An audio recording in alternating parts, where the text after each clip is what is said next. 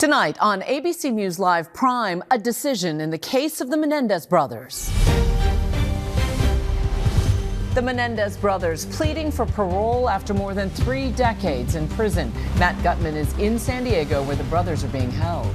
Bracing for Hurricane Erin. The sprawling storm batters the East Coast, bringing dangerous riptides and 20-foot waves. Roads washed out, cars stuck in the sand, and beaches closed, going into one of the last weekends of summer. We look at where the weather is going next. President Trump saying he'll lead the charge to eliminate mail-in ballots, contradicting last year's efforts by his own party to encourage the use of mail-in and early voting. How does he plan to push this through, and what would it mean for voters? From ABC News World Headquarters in New York, this is Prime with Lindsay Davis. Good evening, everyone. I'm Juju Chang in for Lindsay Davis. Thanks so much for streaming with us. We begin with a landmark day for the Menendez brothers. More than 35 years after murdering their parents in their Beverly Hills home, Lyle and Eric Menendez are getting their first chance at parole. Eric Menendez appearing before California's parole board today, pleading his case for why he should be released. His brother Lyle will have his turn tomorrow. And we are following Hurricane Erin, that Category 2 storm tearing along the East Coast, bringing life-threatening rip currents and wind gusts up to 100 miles an hour, what officials are saying about when the danger is expected to end. But first, in that historic case, here's ABC's chief national correspondent Matt Gutman outside the prison tonight. Hey, Matt. Hey, Juju, I want to give you a state of play right now. There are expected to be 18 Menendez family members who will speak on the brothers' behalf, and this has so far been a marathon session taking well more than twice as long as most of these hearings. And from the get-go, the Menendez legal team has been concerned that his cell phone infractions, there have been multiple of them, will overshadow his decades of rehabilitation and almost unblemished conduct in that prison. Tonight, a California parole board is deciding the fate of Eric Menendez, 36 years and a day after he and his brother Lyle shotgunned their parents to death in their Beverly Hills home. The now 54-year-old appearing via video link from this San Diego prison, making his case directly to the board, which must now decide whether his release poses an unreasonable risk of danger to society if released from prison. Just months ago, Eric told the judge that his actions during the murders were criminal, selfish, and cowardly. He offered no excuses, saying, "I fired all 5 rounds at my parents and went to reload." Eric and Lyle have always claimed that they were sexually abused by their father. My dad had been molesting me. And they claim they killed their parents because they feared for their lives when Eric threatened to expose the secret of their abuse. Their case dramatized in that Netflix series, Monsters. This is done. This is done. You understand?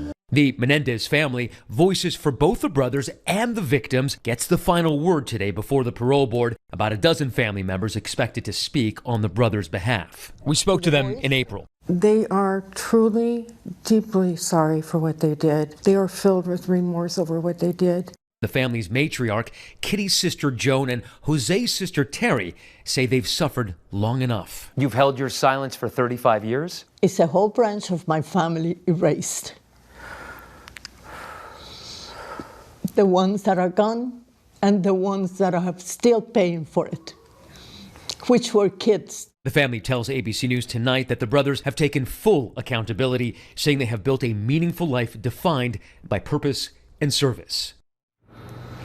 Now, Matt, we're still obviously waiting for a decision to come down. What exactly is the parole board weighing in on here? I mean, it's a good question. I think primarily their major issue is whether the brothers, and specifically in this case today, Eric, tomorrow Lyle, would pose an unreasonable risk to the public if they are released. And so that's why they are very likely to focus on the issues of criminality and insight. Does Eric understand what he did wrong in those infractions, especially cell phones infractions? He's likely going to ask him, did you understand that that was essentially a criminal act you're committing, and would you do that on the outside as well? So pretty major issues, but on the whole, it should be noted that there's been almost no violence on either of the brothers' record. Eric had one violent act apparently over 20 years ago, Juju. So let's say that Eric does get parole. We know he doesn't walk out the gate right away. What happens next, Matt? No, not quite. It'll go to a larger board. Basically, the chief of the California Board of Parole would get to weigh in. He would have 5 months to weigh this case. And remember, this is extremely voluminous. We're talking about many thousands of pages of case documents here. He would go through that, and then it would be up to Gavin Newsom, who would have 30 days to weigh in. So at a minimum, it would be about 6 months before either of the brothers would be released if they are granted parole. And of course, the governor could decide at any moment to overturn it and deny the parole, or if he chooses, to grant the brothers clemency. Juju. So many ifs in these twists and turns. Matt Gutman, we know you'll keep an eye on it. Thanks.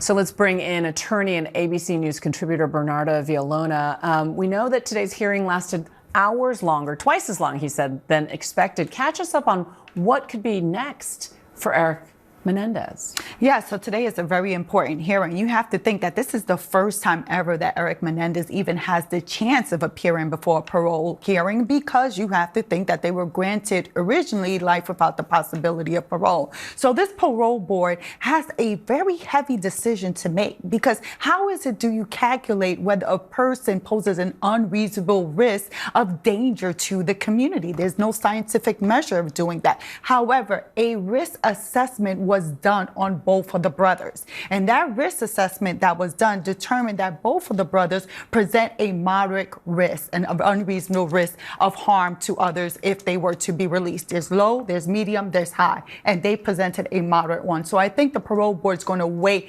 heavily on that, and also Governor Newsom, because remember, months prior, Governor Newsom wanted that risk, that evaluation to be done on these two brothers. And so what are the implications? Because we know they were looking at infractions.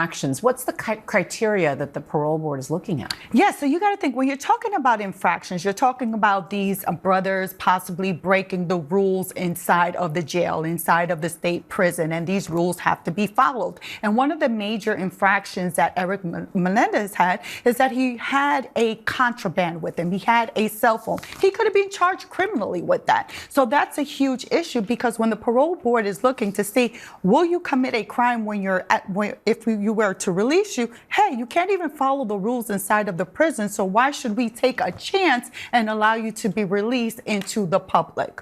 And yet many are commenting that this is a pretty common infraction. What do we know about their behavior writ large while being incarcerated for all these decades? So it's important to remember, Juju, that when they were sentenced to life without the possibility of parole, they saw no end in sight.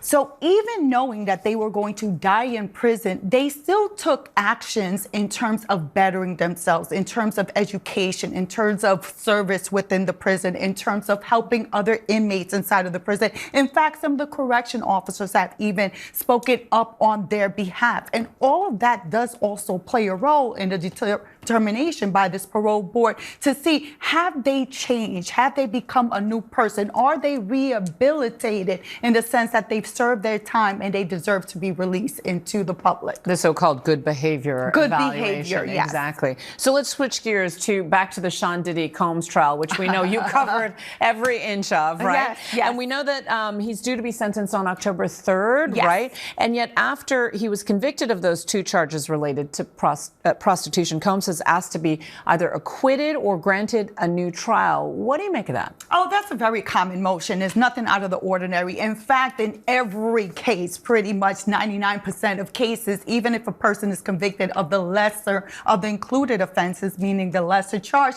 the defense attorney still file a motion to have the verdict overturned or to be set aside or for a new trial to be granted. So it's fairly common, highly unlikely in this case that it will be granted, because there was enormous evidence of Mr. Combs engaging in soliciting prostitutes and bringing them across state lines. There were hotel records, payment records, there were text messages and testimony from Jane as well as from Cassie. Once again, a common ruling. Bernardo Villalona, thank you as always for your insights. We're going to turn now to that Texas-sized showdown over redistricting, which is reaching its conclusion. Republicans there are set to officially redraw the maps, putting 5 more congressional seats in play. Now, other states like California are trying to follow suit. California just officially put the issue of redistricting back on the ballot there this fall. So what comes next in this redistricting tit for tat? Political director Avery Harper is here with more. Hey, Avery. So, Juju, what we're seeing happen in Texas And what we're seeing happen in California is setting the stage for a battle over redistricting between red and blue states in places across the country. Of course, we know in Texas, they are trying to pick up as many as 5 congressional seats for Republicans in that state, and Democrats in California trying to do the same thing in California. The difference between California and Texas is the fact that in California, the decision over redistricting is going to have to go before voters there. But I will say the conversation that's being had about redistricting in places across the country is highly unusual. Typically, we only see states redistrict or redraw those congressional district lines after a census, so once a decade or after some sort of court order. That's not what we're seeing happen here. We're seeing all of these states talk about redistricting for political, partisan reasons, trying to juice the numbers ahead of the midterm year. And so in some of these Republican-led states, we're seeing in places like Missouri and Indiana, Ohio and Florida, we're seeing Republican governors and Republican lawmakers consider and weigh their options for redistricting in those states in favor of Republican lawmakers there. But we're also seeing in Democratic-led states, places like Illinois, like Maryland, and like New York, we're seeing the Democratic governors signal openness to redistricting in places like that. But there are constraints on some of these Democratic-led states. So in a place like here in New York, there is an independent commission that actually redraws those congressional lines. So it's highly unlikely that we will see New York able to redistrict ahead of midterms. And so we're definitely going to be watching what's happening here as we look at the analysis of states that are weighing their options in terms of redistricting. I'll tell you, elections experts tell us that there are more opportunities for Republicans to redistrict than there are opportunities for Democrats to successfully redistrict ahead of midterms. And so at least for right now, Juju, it seems that Republicans have the upper hand in this fight. Okay, Avery Harper, thank you. For more now, we're going to be joined by California Democratic Representative Pete Aguilar, chair of the House Democratic Caucus. Thanks, Pete, for joining us. Thanks for having me, Juju. Well, the GOP has moved to get those 5 extra seats in Texas. Do you think Democrats in your state can clear all the hurdles and, in essence, win back those 5 seats? I do. I think that we have to. Our state legislature is undertaking that effort just today. Symbolically, this is incredibly important. Just as Texas takes 5 seats because Donald Trump says so, California will match that. And we will ask our voters to vote on a map. And that is the fundamental difference here, is California legislators are saying, here, this is what's happening. Texas is stealing 5 seats. Do you agree that we should match that? Do you agree we should fight fire with fire and make sure that Donald Trump and House Republicans can't make people disappear off of the streets and take your health care? Those are the decisions that the voters will have to make. As Avery alluded to, New York voters, as well as the voters in your state, decided to have an independent commission in California. One of those independent members who drew California seats said, quote, "It brings me no joy to see the maps that we passed fairly by the commission to be tossed aside." And she said ultimately she did believe it as a necessary step, though. Do you have any second thoughts about Democrats in your state doing this? I don't. And we see that there isn't just one commissioner. I believe it's up to 4 commissioners now who have served on independent redistricting efforts in 2011 and 2021 endorsing this plan because they agree. California has the gold standard when it comes to independent redistricting. We love it. We uplift it. I want it to be law in 50 states. And shame on us if we're going to let Texas engineer this political advantage just because Donald Trump says so. We can't do that. We need independent redistricting in 50 states. That's what we need.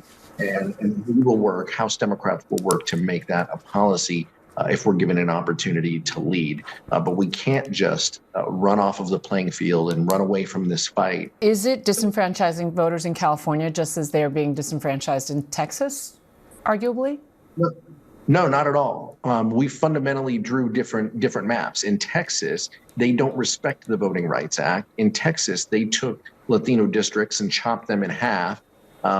In California, we preserved the Voting Rights Act. In California, we left 11 districts untouched in this redraw. 70% of our population in California will have the same district that they're in under this map than they are today. The question before us was do we want to engage in this or let Texas run over us? And the answer was California standing strong. And do you worry about fighting fire with fire? As our political director pointed out, Avery Harper, she said that political experts believe that Republicans have the upper hand. They have more opportunities to pick up seats in more states.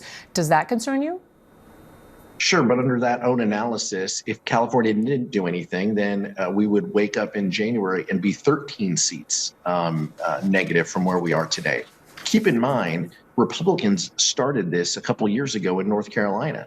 They took 3 seats in their state house, just like they're doing in Texas today. And by the way, we're 3 seats down in the House of Representatives right now. It's not lost on any of us in the House Democratic Caucus that we're in the minority only because North Carolina redistricted mid-decade. That's unfortunate. And even under your own analysis, House Democrats would wake up 15, 16 votes short of the majority in January if we didn't take action. We have to take action. We have to do this. We can't control what every state does. Donald Trump is laying the groundwork. He's calling Missouri. He's calling Indiana. He's calling Florida. Just like he asked Brad Raffensperger to find 11,000 votes, he's asking them to find 1, 2, or 5 congressional districts in their state. It's unfair and it's wrong and it hurts people. Representative Pete Aguilar, thank you so much, Congressman, for your time. Appreciate it. Thank you. And we turn now to Hurricane Erin battering the East Coast, 700 miles wide with winds up to 100 miles an hour. Hurricane Erin is stirring up 20-foot waves and dangerous rip currents. The surf is running right through beachfront properties in North Carolina, where a state of emergency is in place. We'll have the track of this now Category 2 storm in a moment. But first, here's ABC's Morgan Norwood. Hi, Juju. We're seeing powerful surge, flooded streets, and Erin's growing wrath up and down the East Coast, and it's not done yet. Tonight, 20-foot waves turning life-threatening surf, flooded roadways, the images still coming in as Hurricane Erin carves up the East Coast like a buzzsaw. In Hatteras, the dunes lining Highway 12 no match for Erin's relentless surge. The man shooting this video scrambling to safety as waves crash over, inundating that main route along the Outer Banks. The storm bashing the coast all night long, wind whipping on this pier in Nags Head as people come out to see the awesome power of the ocean. Erin seen here on satellite, massive, more than 700 miles across. And it's bringing massive swells along hundreds of miles of coastline, from Florida to New England. On New York's Long Island, waves up to 16 feet. Swimmers banned from all New York City beaches, but that didn't stop surfers from taking advantage of massive waves that look more like Hawaii than Rockaway Beach. The surf's a lot bigger. The current's really strong. It's, very big swell. At least double the, triple the size that it normally is. Our Ginger Z is on the Jersey Shore.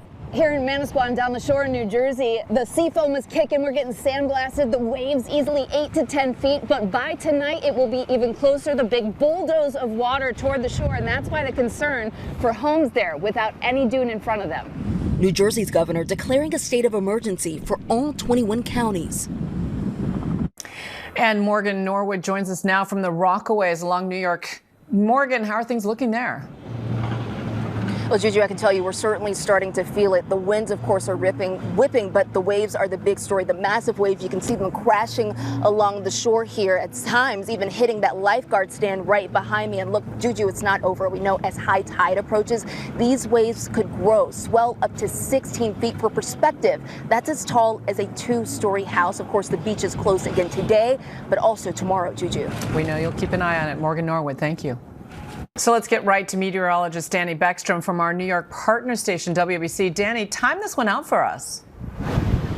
The northeast turn has started, Juju. Category 2 Hurricane Erin with max sustained wind 100 miles per hour is starting to pull away, but significant impacts are still expected up and down the East Coast. Right now, center is about 375 miles east-northeast of Cape Hatteras, North Carolina. But this large hurricane is bringing widespread impacts. Tropical storm warnings remain in effect for the Outer Banks into coastal Virginia, and coastal flood alerts from the Carolinas to Maine, where several feet of inundation is possible during high tide. The wind helping to push that water on shore as gusts continue 30 to 45 miles per hour power tonight from the Outer Banks to Cape Cod, contributing to the flood threat and coastal erosion. As the wind will relax as Erin pulls away, but this is such a large storm system that it will take days for the water itself to settle. High surf advisories posted up and down the East Coast for waves up to 20 feet on Friday, and in some cases into Saturday, especially in the Northeast. The risk for life-threatening rip currents continues from Florida to Maine, and while improving weather conditions will make people think it's a good beach day, it's so important to stress, Juju, how dangerous the water will be up the Northeast as we head into the weekend. We hope everyone stays safe this weekend. Danny Breckstrom, thank you. And tonight, President Trump's effort to end the war in Ukraine has hit another setback. The president signaled a meeting between President Zelensky and Vladimir Putin could happen within a couple of weeks. But tonight, Russia is suggesting that meeting won't happen anytime soon. Here's Chief Washington correspondent Jonathan Karl. Today, Russia all but ruled out a meeting between President Putin and President Zelensky anytime soon. This after the White House said Putin promised President Trump that the meeting would happen in a matter of weeks. Did Putin promise to do a meeting with Zelensky, a direct meeting, in the coming weeks? He has. Overnight, Vice President J.D. Vance said a Zelensky-Putin meeting should take place even if there is no agreement on the terms of a peace deal. I think the president's preference and my preference would be, let's have them meet regardless. We shouldn't say that they can't sit down until you've figured out every little detail. Sometimes them sitting down is what facilitates figuring out those details. But hours after Vance said that, Russia flatly rejected the idea. Foreign Minister Sergei Lavrov saying the only way Putin would sit down with Zelensky is if, quote, all issues requiring consideration at the highest level are thoroughly worked out first. Lavrov suggests that would require a long process of lower-level meetings to hammer out the details. Meanwhile, Russia continues to bombard Ukraine, launching more than 600 drone and ballistic missile attacks in just the last 24 hours, according to the Ukrainian Air Force. Zelensky said today Moscow's strategy is clear. Quote, they are trying to wriggle out of the need to hold a meeting. They do not want to end this war. Today, President Trump was asked if a peace deal is still possible. I would say within 2 weeks we're going to know one way or the other. And after that, we'll have to maybe take a different tack, but we'll see. But we'll know pretty soon. And John Karl joins us now from the White House. John, the White House says that President Putin understood that any peace deal would include security guarantees for Ukraine. What are the Russians now saying about that? The White House did say that, but the Russians are now saying that Russia would have to have a say in any such security guarantees for Ukraine. And Juju, this is an idea that is seen as, frankly, absurd, because the whole point of the security guarantees is to protect Ukraine from another Russian invasion. So not an idea that seems to be moving forward fast, to say the least. Closer to a non-starter, I would imagine. Thank you, John. Thank you, Juju. Contradictions from Israeli Prime Minister Benjamin Netanyahu tonight. In a video message, he said he has approved a plan to take over Gaza City. But he also added that he instructed negotiators to re-engage on ceasefire negotiations, including the release of all hostages held in Gaza. ABC News' Patrick Reevell joins us now. Patrick, Israel has begun an offensive on Gaza City. What's happening there, and how might it impact any potential negotiations? Hi, Juju. Yeah, contradictory messages from Prime Minister Netanyahu today, saying that he is re-engaging with ceasefire talks. But for now, Israel appears to be moving ahead with its offensive to occupy all of Gaza City. Palestinians are fleeing amid intense Israeli bombardments. Israel today ordered all hospitals in Gaza City to evacuate patients, and over 1 million people are in the path of Israel's offensive. The UN and other humanitarian organizations warning of horrific consequences. Tens of thousands of Palestinians are already, of course, facing starvation. Now, Netanyahu is facing pressure in Israel not to go ahead. Last weekend, 400,000 people, including hostage families, marched demanding that he accept a deal. Hamas on Monday then finally agreeing to a ceasefire proposal that Israel and the US had put forward earlier. That deal would free at least 10 hostages in exchange for a 60-day ceasefire. And Netanyahu today said he would begin immediate negotiations to release all the hostages and end the war on Israel's terms. That suggests he is not accepting the current deal. And this weekend, more big demonstrations are planned to pressure him. But for now, he's indicating that the offensive is going ahead. We're hearing that Israel is now moving to divide the West Bank with a new settlement. What could that mean for Palestinians? Yeah, Juju, yesterday Israel's government approved a new settlement plan that would effectively divide the West Bank and cut off East Jerusalem from the rest of the occupied territory. And the plan for the so-called E1 corridor has been frozen since 2009 because of international pressure. But Israeli ministers now are bluntly saying it's intended to prevent the creation of a Palestinian state. They say that it's a direct response to Western countries like Britain, France and Canada announcing that they will recognize a Palestinian state in September. Israel's far-right finance minister Smotrich saying the idea of a Palestinian state is being, quote, erased. Now, Britain and nearly 24 countries today condemning the move. The US ambassador to Israel, though, defending it. It will further inflame international anger, but Israel for now apparently defiant and moving ahead, Juju. Patrick Reevell, thank you as always. And back here at home, a major legal win for President Trump tonight. A New York appeals court has thrown out the more than $500 million penalty in the state's fraud case against him.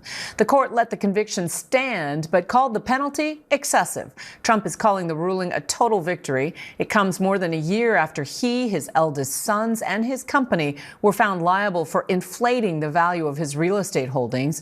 New York Attorney General Letitia James says she plans to appeal. Tonight, a disturbing discovery on a dairy farm in Colorado. Authorities responded to an emergency call, finding the bodies of 6 farm workers. Our Trevor Ault has the latest. Tonight, authorities making a tragic discovery at a dairy farm in northern Colorado. I'm on scene, unconscious victims approximately 12 feet down with possible high levels of H2S and unknown gases. First responders arriving at the scene outside Boulder around 6 p.m. Wednesday for what they called a confined space rescue, instead finding the bodies of 6 workers. You can go ahead and stand down the chopper. It's not yet clear what exactly the victims were doing at the time of their deaths, but authorities are calling this a dairy accident. In a statement tonight, the Dairy Farmers of America says in part, "We are deeply saddened by this incident, and our thoughts and most sincere condolences go out to the friends and families of the deceased." Juju, authorities say this was not a criminal incident, and OSHA is now investigating. Juju? Trevor Ault, thank you. After months of tariff threats and negotiations, the U.S. and the European Union have reached a framework agreement on trade. Under the deal, the U.S. will impose a 15% tariff on imports of European pharmaceuticals, alcohol, and other products. The agreement also calls for the EU to eliminate tariffs on all American industrial exports. Both sides say the document is a first step that could expand to cover additional sectors. Rapper Lil Nas X was apparently arrested in Los Angeles after police responded to reports of a man walking around in his underwear on the street. When LAPD officers arrived, they arrested the Grammy-winning artist after he refused to comply with officers' commands. He is now hospitalized, and officials are working to determine whether the incident was related to drugs or a mental health crisis. Coming up here on Prime, thinking of visiting the White House? The indefinite suspension that could impact your plans. Plus, could the future of the mail-in ballot be at risk? The potential executive order that could revamp our country's election process. And it's a bird, it's a plane, it's your lunch. The popular fast food chain taking their delivery service to the skies.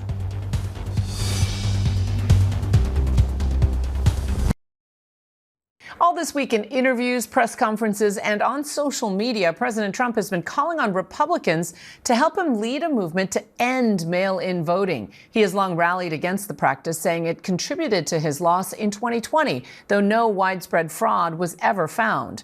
With 2026 midterm elections around the corner, the president said Monday he plans to sign an executive order to get rid of mail-in ballots and voting machines. We'll discuss the legal issues surrounding the president's threats in a moment, but first, mail-in ballots and election security is tonight's By the Numbers. 28 states currently allow all voters to use mail-in ballots, according to the Brennan Center for Justice, and every state allows at least some voters to do so. And 8 states for now send mail-in ballots to every single eligible voter for each election. The president said this week he believed the U.S. was the only country in the world that allows voting by mail, but 34 countries or territories allow the practice, at least for some voters, according to Sweden's International Institute for Democracy and Electoral Assistance.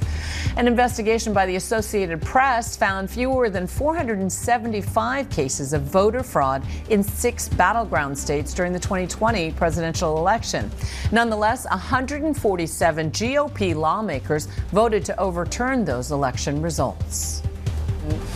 Why not? And joining us now to discuss what the president and states could possibly do to limit mail-in voting and machine voting is Michael Waldman, president and CEO of the Brennan Center for Justice at NYU's School of Law. Thanks so much for joining us in studio. And it's a great studio. Thank you so much. So we said that tomorrow the president could sign this executive order and, he would disallow ballots to be mailed in future elections. What's the next step once that happens? Well, if he really tries to do that, it will be legally challenged because he does not have the power to do that. The Constitution is very clear. States run elections. Congress has a role to set national standards.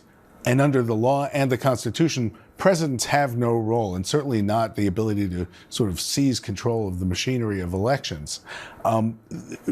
As your piece noted, vote by mail has been around a long time. 1 out of every 3 Americans votes that way. It's secure, and it would be actually a politically weird move because Republicans in the last election were very effective at encouraging their voters to vote that way.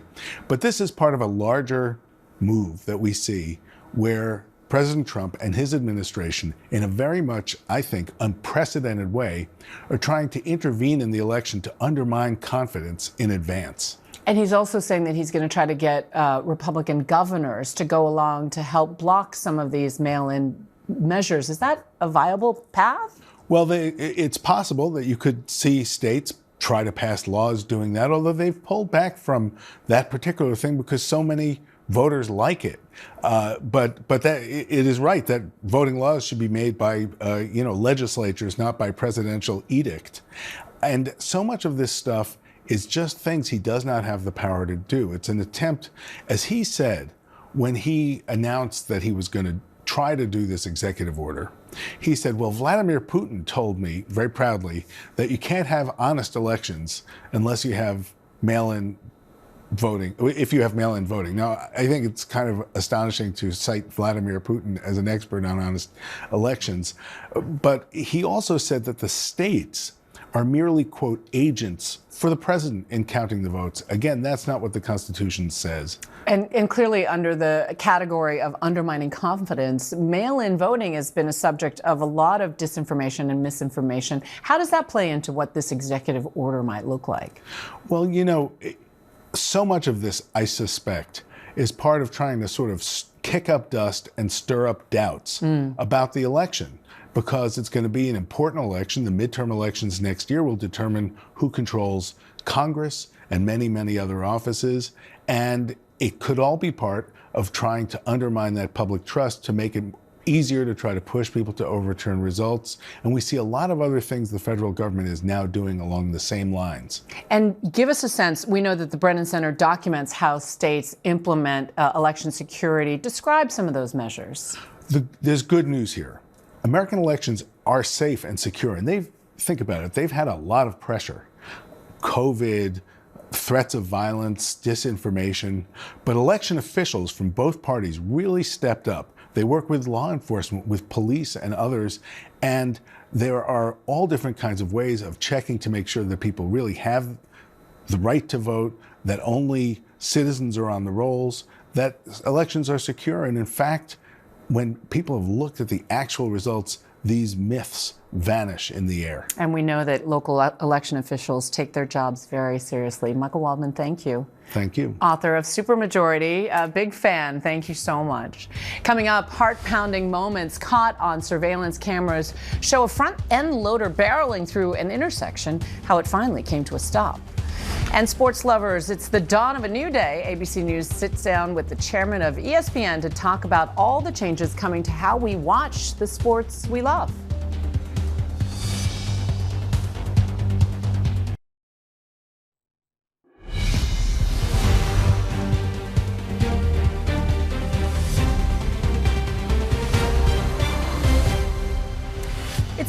hailed as a game changer for sports fans. ESPN is launching its new direct-to-consumer streaming service and new features on an enhanced app, so you can see everything ESPN has to offer. The games, the shows, all in one place. Our own Will Reeves sat down with the chairman of ESPN, Jimmy Pitaro, to talk about it. As sports fans' dream come true, as ESPN launches their new streaming service. Describe this new venture in 3 words. Does ESPN count as 1 word? Yes. Okay, all of ESPN. ESPN has always, since its inception in 1979, been on the cutting edge of sports and sports technology and the way that fans get access to sports. What does the launch of the app and the direct-to-consumer component mean for sports fans going forward? You'll finally be able to get all of ESPN all in one place. All of our content, all of our networks available direct to consumer for the first time in ESPN's history. So that's 12 networks, 47,000 live events. On top of live games, all of our studio programming, all of our original films, 30 for 30, E60, SC Featured, all of that will be available direct to consumer. Part 2 is we will be launching a significantly enhanced ESPN app. You'll see fantasy integration, betting integration, commerce integration. At the heart of the new offerings, personalization for fans. I'm a huge sports fan, huge. And these are things that I actually want as a sports fan. I think the best example of that is Sports Center for You. One of the things that I've always craved is a sports center that is tailored to me. So I'm Yankees, Giants, Knicks, Rangers, Notre Dame. When I fire up Sports Center in the morning, that's the content that I want first, and we're going to be able to deliver that to millions of sports fans. How do you tailor a TV show in that way? It's a great question. We have agreements with several of our talent. It's not possible to create a million different versions of SportsCenter manually. So it'll be the voices that you're accustomed to hearing on ESPN, but it'll be powered by AI. Other ways you'll be able to personalize your experience? Watching 4 games at once, tracking fantasy teams in real time, and chances to shop or place bets while watching games. And this one is picked off and going back the other way. ESPN also exciting fans with big new announcements about the NFL as the start of football season approaches. Tinsley, come on! The news of the big agreement with the NFL has been making headlines. That's a game changer for ESPN and for the league and for fans. Yeah, it has been making headlines.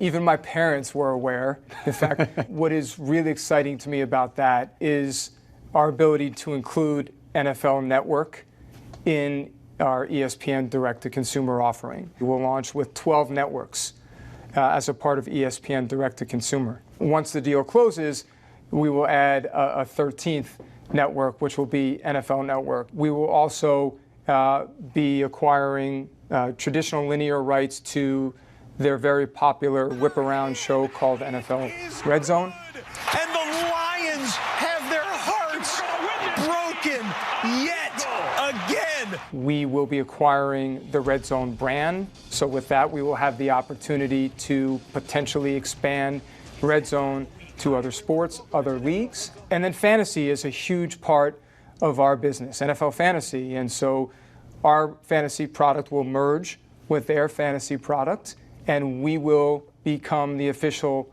fantasy game of the NFL.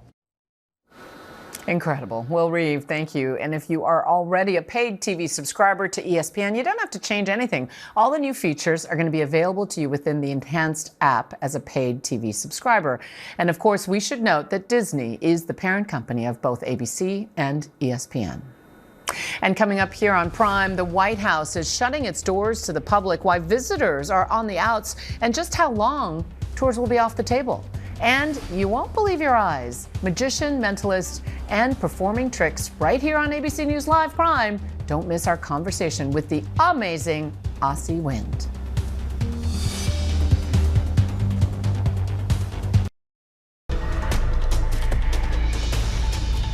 And we are just now confirming the late-breaking news we've been waiting for all day about Eric Menendez's fate. After marathon hours in front of a parole board in California, Eric Menendez was denied parole, and Matt Gutman is joining us from San Diego. Matt, what's the latest? How did they come to this decision? They had to pour through a voluminous amount of case file, thousands of pages. Juju, that's even before today's marathon. 10-hour session lasted. It was just a short time ago that the parole board finished explaining why it came to this decision. So let me break that down very briefly. Basically, it was a 3-year denial, which means that Eric Menendez can appear before a parole board again within 3 years, but it'll probably be sooner than that, closer to 18 months. Here's why they came to this decision, despite the fact that Eric had an almost unblemished record in prison, exemplary conduct in prison, especially over the past 20 years. They talked about his pre-murder burglaries back in the late 80s, before the 1989 murders. He did it twice. They also talked about his multiple cell phone violation infractions that Eric had smuggled, or had cell phones smuggled into the prison. He paid $1,000 for one. He apparently took another from a prison guard, or bought one from a prison guard. And that, according to the parole board, showed a certain level of criminality. And finally, it was the shotgunning of Kitty Menendez, Eric and Lyle's mother. That is something that the parole board simply could not get beyond. They basically said she didn't have to die, and asked Eric point blank, "Why did you shoot her?" Eric said, "I thought that she was complicit. She had betrayed us, and I wish to this day that I hadn't done it." So a crushing defeat, really, for the Menendez brothers after they felt that they had come so close after being resentenced just a couple of months ago from life without the possibility of parole to 50 years to life, opening the possibility for parole, which, again, denied pretty vehemently from this parole board today, Juju. And yet, Matt, you've reported extensively on the different avenues of appeal that the Menendez brothers have taken to the legal system. There is the matter of the clemency appeal with the governor. What are the other options available to them at this point? This was the primary appeal, right? It was through resentencing. There is also clemency. The governor, Gavin Newsom, could decide at any point, it's at his discretion, that he believes that the Menendez brothers have served their time and should be released, recommending their parole. There's also a habeas petition, which is essentially saying that new information has come to light that the court needs to see. The new DA in Los Angeles, Nathan Hochman, has basically shut the habeas down. That is not a very likely path right now, and it's extremely unlikely that Governor Newsom is going to grant the brothers clemency after a parole board so roundly declined and denied their attempt at parole this time, pretty much excoriating the brother Eric Menendez's conduct in prison, and specifically his burglaries and the murder of his mother. There were some glowing statements. He did mention that the hospice work and Eric's conduct and creation of various programs, including a green space program in that prison behind me, was something that was commendable. But he found overall that this is not a person who is fit to be released. And again, the primary standard here is whether Eric poses an unreasonable risk to society if released. And of course, tomorrow, Lyle Menendez will be up.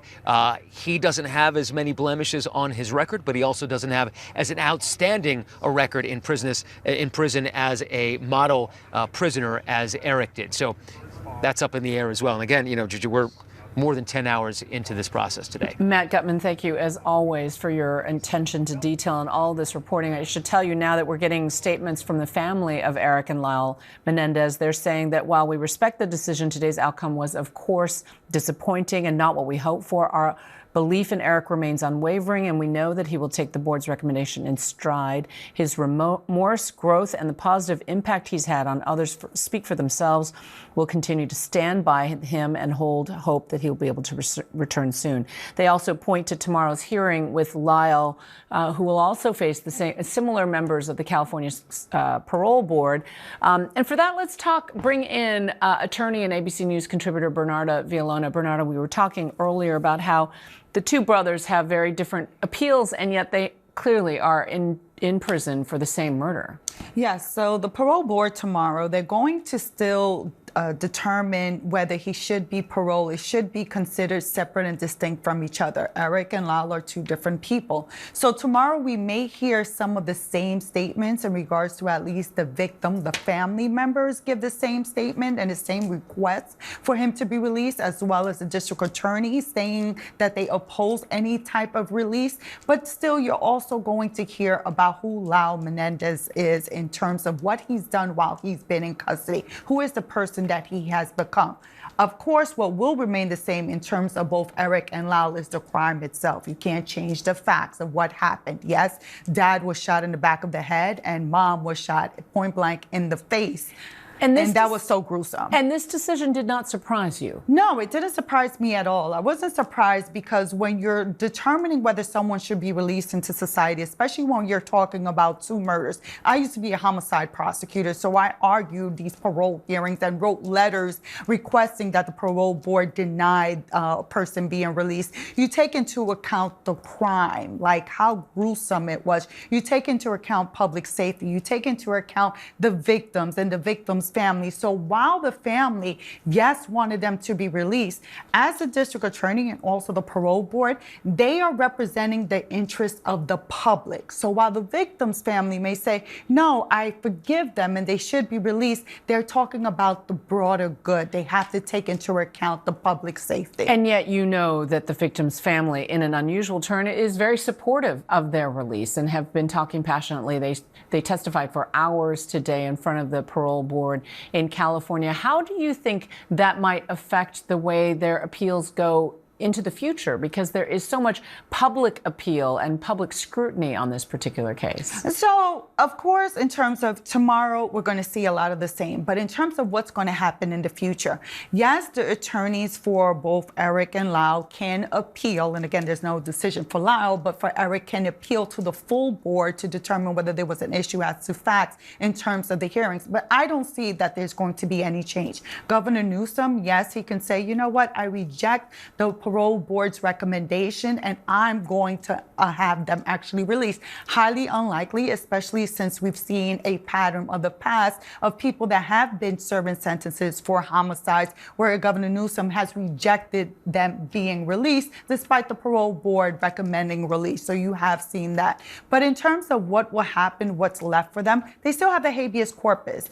where they're requesting a new trial. Highly unlikely that that will be granted. So I think the best bet now for Eric Menendez, hey, you have, let's say, 18 months. Live a squeaky clean life while in custody so this won't be used against you. And this was a very determined outcome. Lyle Menendez, again, seeking the parole board's sympathies tomorrow. Bernardo Villalona, thank you, as always, for your insights. And, of course, that is our show for this hour. I'm Juju Chang. Please stay tuned to ABC News Live for more context and analysis of the day's top stories. Thanks for streaming with us.